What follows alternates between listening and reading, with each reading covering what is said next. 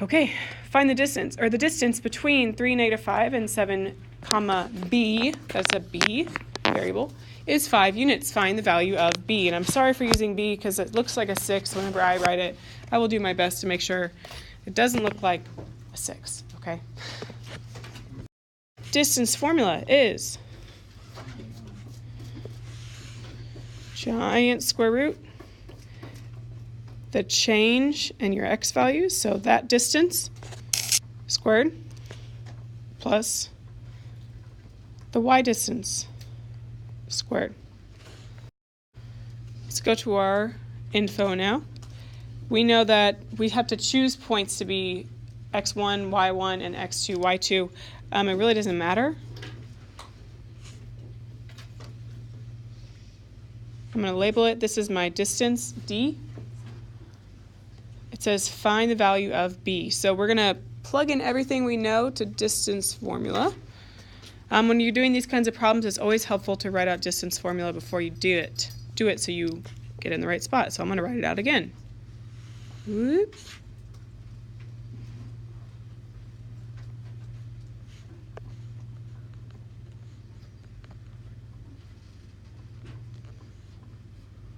And now we just put in everything we know.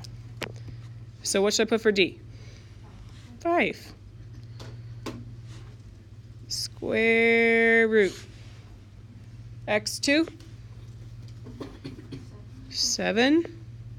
7 minus, what's x1? 3 squared.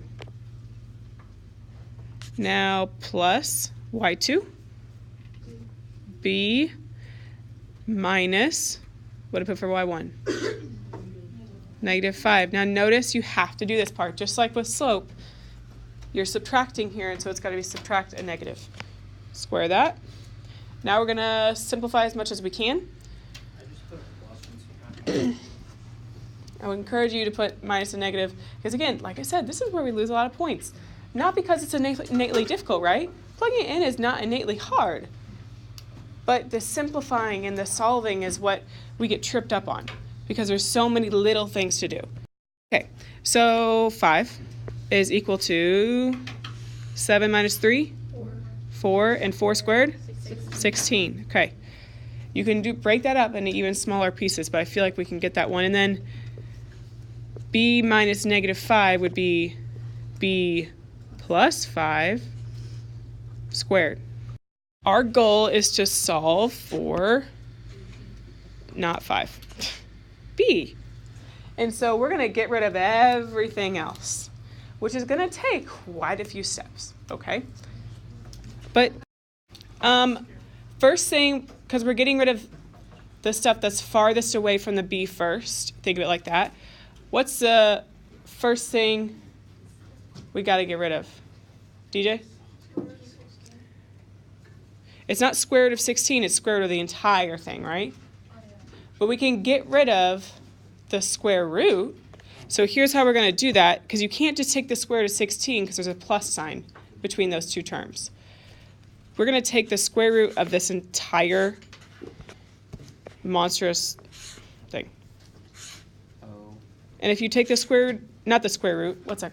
We're squaring that entire side. If we square that side, we have to square the other side. Just like when you did Pythagorean theorem, you guys know that a squared and a square root cancels out. So the square root goes away, the 2 goes away. There's really not a great way to cross out this giant square root, so I'm just going to do my best. Now let's write out again what we have, one step at a time, please. 5 squared is? 5. Okay. The square root is gone, so we're left with 16 plus the quantity b plus 5 squared. When you get rid of the square root, all that happens is that radical sign goes away. That's it. When we're squaring it, the radical sign goes away. Man, I gotta get my terms straight on Monday morning. We gotta keep solving from here. What should I do next? Minus 16. So that would be 9, because these cancel out, is equal to b plus 5 the quantity squared. We're still trying to solve for b, but you can't just take away the 5 yet because there's a squared there. You guys should know how to solve stuff like this because of complete the square. How do I get rid of the squared? Square root. So square root both sides. So it's like squared, square root, back and forth. That cancels out the squared.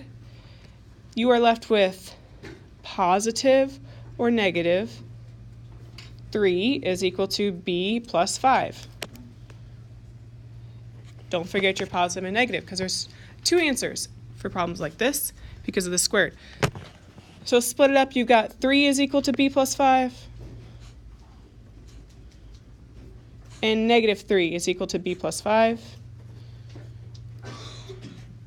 Go ahead and solve both.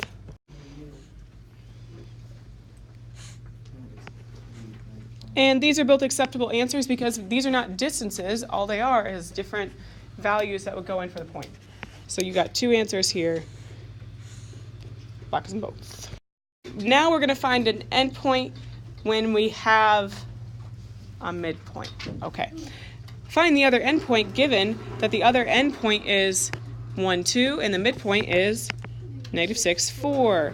So we know that the midpoint formula, we talked about it Friday, is just taking the average of the x's and the average of the y's. So it looks like this. Oh, not that. Just kidding. x2, right? Average the x's, average the y's.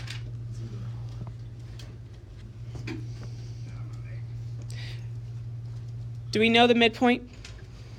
Yep. So where I see m, I'm going to put negative 6, 4. And then let's call this one x1, y1.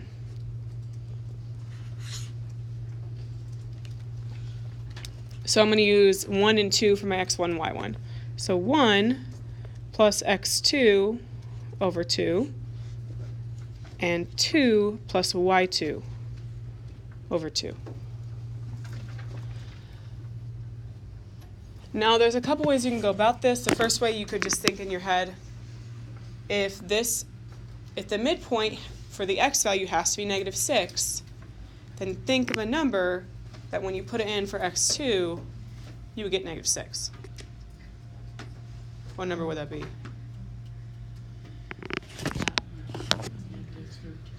Negative 13. So you could think of it like that. Same way for the y values. Think of what number, when you add 2 to it and divide by 2, you get 4. I want that top number to be 8. So it should be 6. So if you can do it in your head successfully, great. If you don't want to do it in your head, I'm going to show you how to do it without that right now. So you can split this up into 2 equations.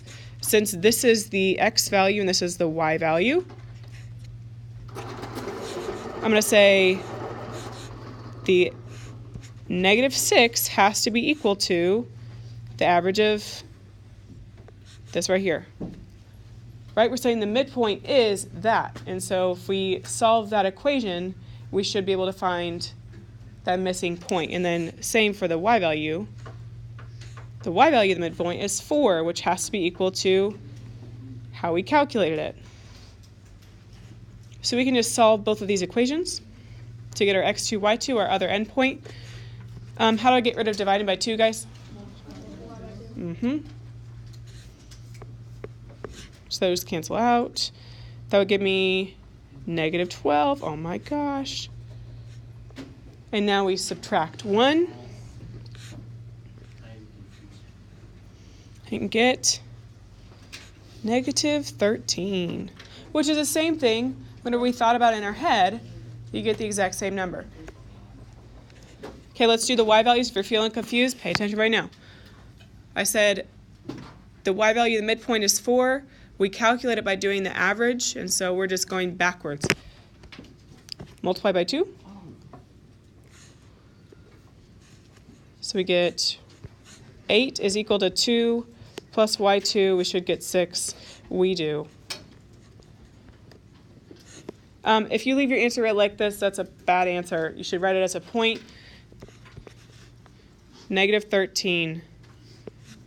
6 is the other endpoint. how we would do it. You could either use a grid, use a grid, or find the distance between all 3 points using the distance formula.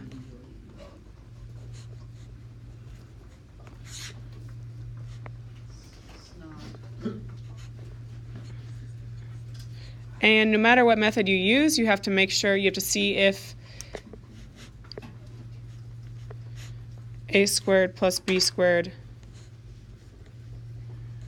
is equal to c squared. If it is not, then it's not a right triangle.